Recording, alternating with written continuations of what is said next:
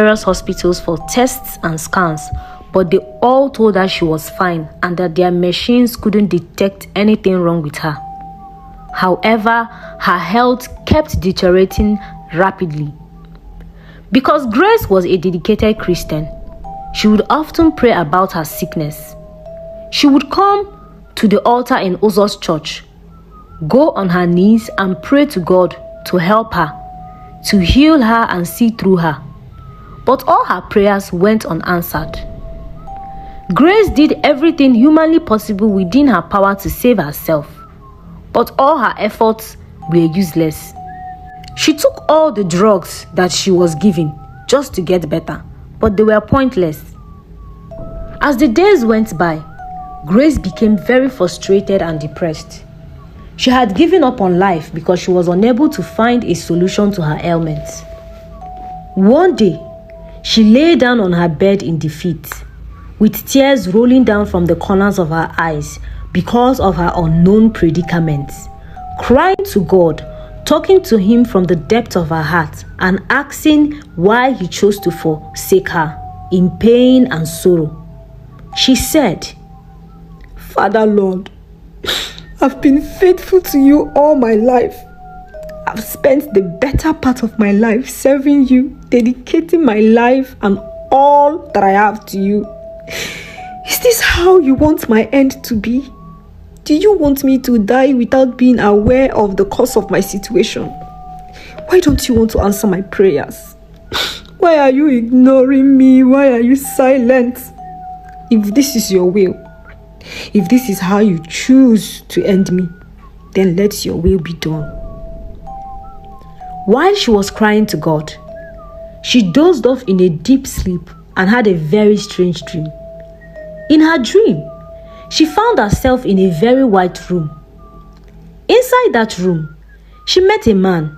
The man called her by her name and told her, "Grace, I have heard your cry, but the altar in which you choose to serve me does not belong to me. I am not there. It has been sold to the devil.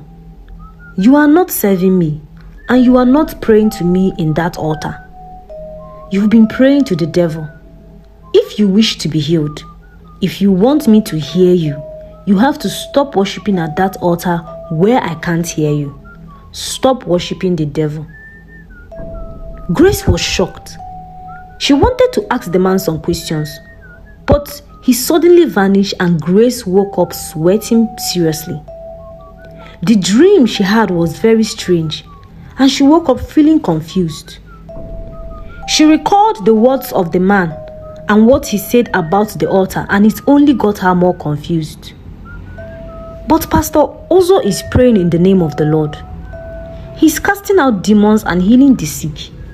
He's always giving prophecies that come to pass. What then does this man mean when he said the altar is altered and sold to the devil? Grace asked herself.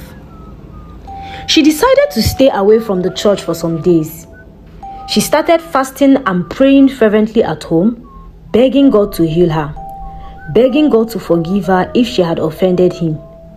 Fortunately, as days went by, she realized her health started getting better and better, and in less than a week, her health was fully restored. She overcame the tribulations of Lulu and escaped death. Meanwhile, back at the spiritual world where Uzo frequently went for his powers, there was chaos and pandemonium. The master of Lulu was very angry at Uzo because he was unable to claim the member it had picked. Uzo was called out during the meeting and scolded. "You fool! Why did you surround yourself with people who know that man? Why is a true believer a member of your church? What have you done?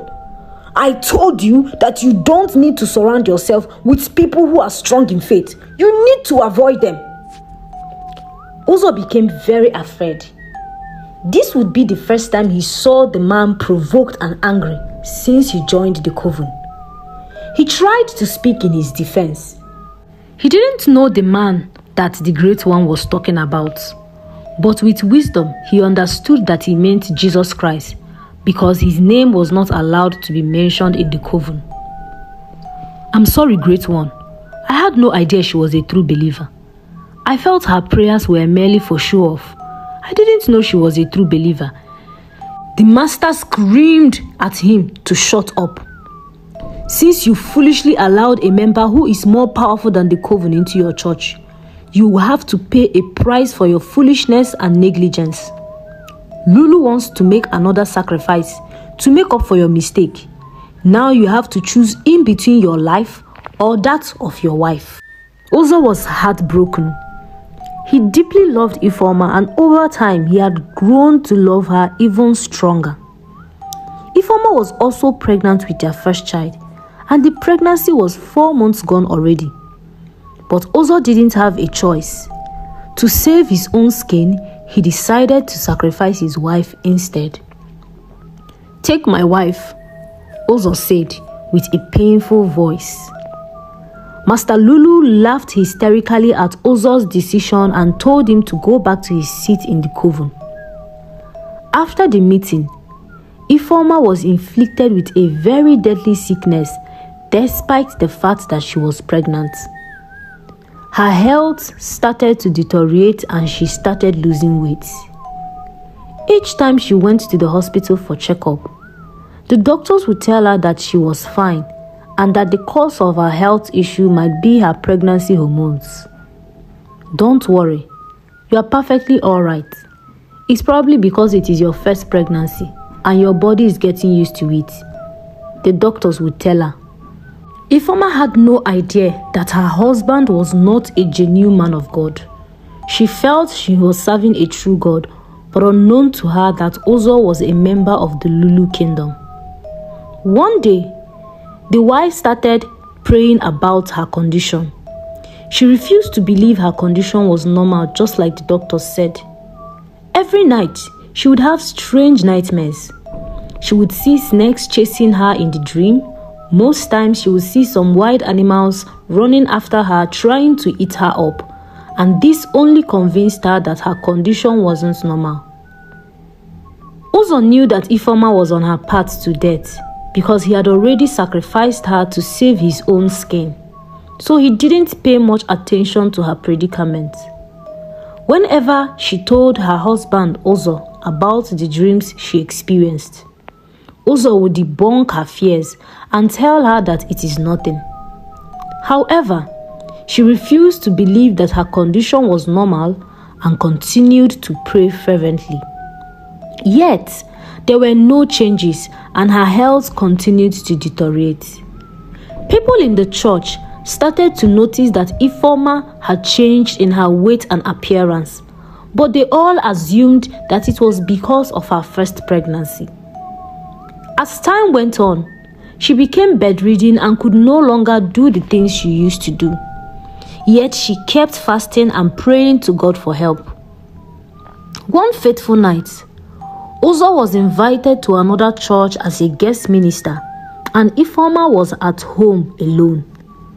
That night, she prayed and cried to God for help as usual, until she eventually dozed off.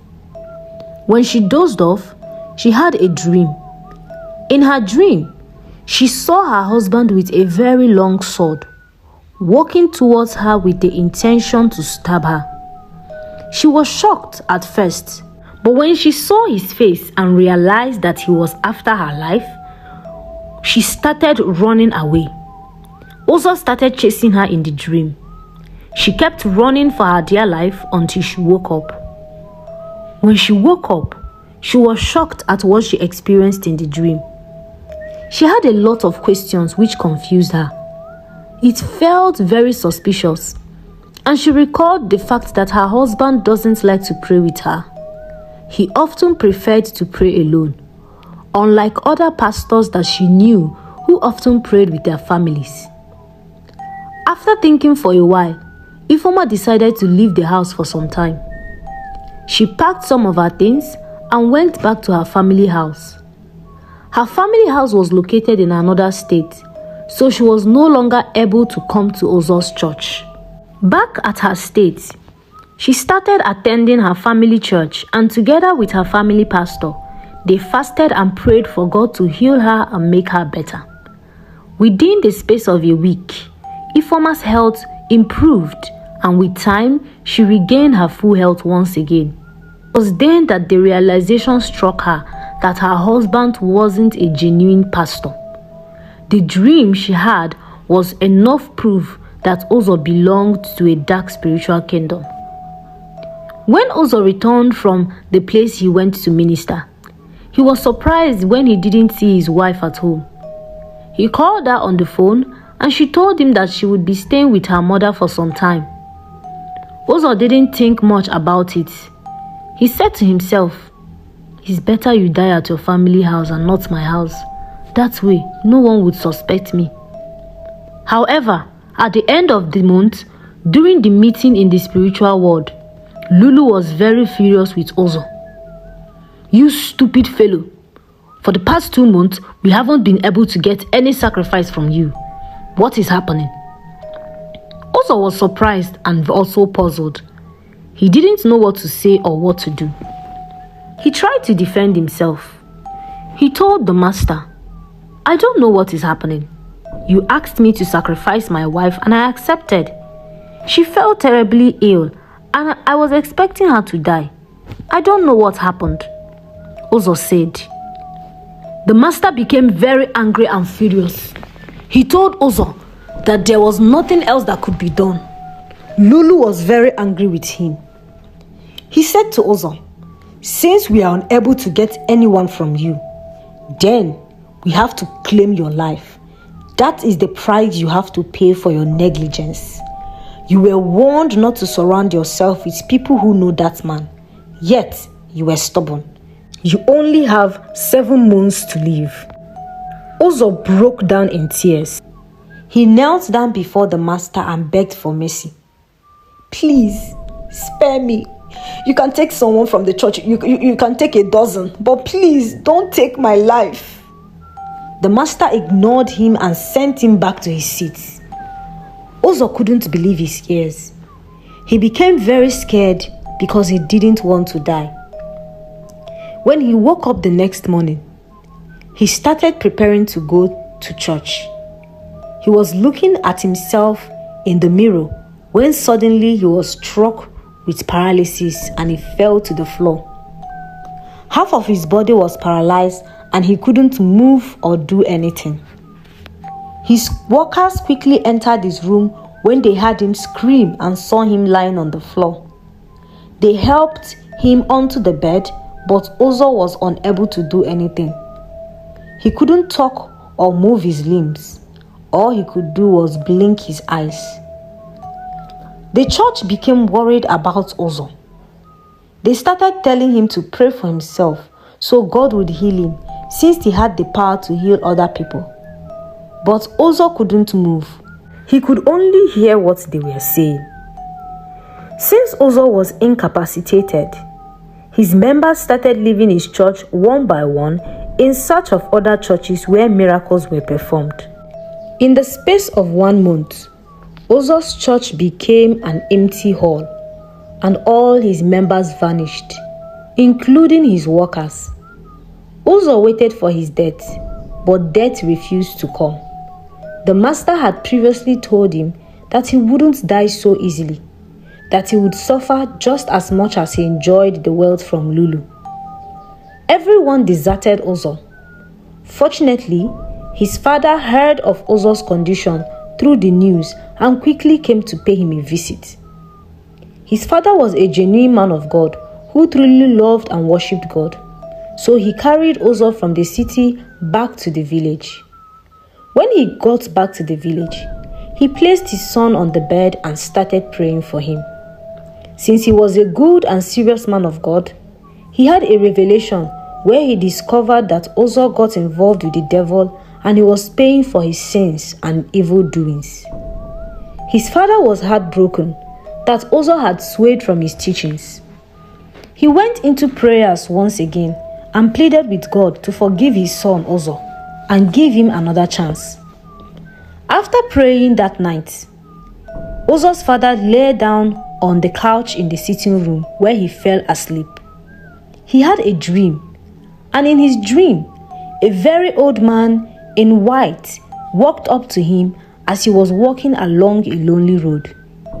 The man told him that he had a message from God for him.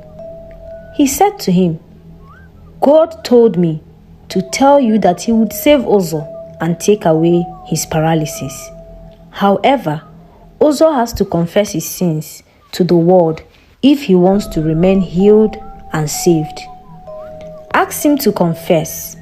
Only after his confession will he be saved." The man continued walking. Uzzah's father was confused and at the very same time surprised. Immediately, he woke up from his dream. After his father woke up, he went to Uzzah, sat beside him, and began to pray for him, for God to loosen his tongue so he can speak and confess. When Uzzah was healed, and after the prayers, he started confessing his sins to his father. But while he was confessing, the forces from the spiritual realm of Lulu appeared in the room and started to manipulate him so he wouldn't expose their kingdom. The bulbs in the room exploded and a great wind started blowing. Uzzah's father was a strong pastor. He started praying fervently, fighting against the forces of Lulu. Uzzah was the only one who could see them, but his father was wise enough to know what was happening. They both prayed and prayed, screaming the name of Jesus, which was unbearable for them, until the forces disappeared because the heat was too much for them. Later on, Uzzah confessed his sins and told his father everything. He apologized for swaying away from the true gospel and promised to revert back to God. His father prayed for him and he denounced the kingdom of Lulu. In the days that followed, Uzzah started to gradually regain control of his hands, his legs, and his whole body. He became a changed man. He gave his life to Christ and changed his old ways. He started preaching the true gospel once again, using himself as an example to tell other people that life is vanity and going to the devil for wealth would only end in regrets. He went back to meet his wife's family and begged them for forgiveness. They wanted to chase him away, but Ifeoma told them that she had forgiven him. Uzzah was very happy. Together, they both returned to his village, where he took over his father's church, and they all lived happily ever after. Mr. Uzzah learned not to be greedy or envy anyone's success, because life is a journey and everyone has their own peculiar race to run. Don't be envious of someone else's progress, because you don't know what they did to get to where they are. No matter how frustrated you may be in life, do not be tempted to approach the devil for assistance. At the end of the day, you would end up worse than you were and filled with regret. Nothing good comes easy. If it sounds too good to be true, then there is a greater price to be paid, a price that will cost you everything. Be wary of the friends you keep and more wary of the advice you listen to. When you start facing the consequences of your decisions, you would be the only one to face it. They wouldn't be there. Not everyone that performs signs and does wonders is a child of God. Be vigilant and wise when it comes to those you trust regarding the things of the Spirit.